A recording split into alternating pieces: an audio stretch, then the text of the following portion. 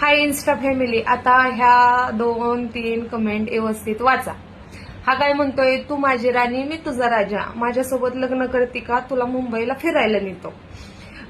ऐक आय झावाड्या, तुझं डोळं काय झावल्यातोय का, डोळ्याला तुझ्या भात बांधलाय वरे आई घाल्या, हे तुझ्या डोळ्याला दिसत नाही का? हे काय असंच घालायची गोष्ट आहे का? हे असंच घालतात का? माझं लग्न झालेलं तुला दिसत नाही का? आणि तुला खरंच लय किडा आणि माझं मोकळा असेल ना माझ्यासोबत लग्न करायचा, तर तुझी बायको नाही माझ्या नवऱ्यापाशी आणून सोड, मी तुझ्यापाशी येते.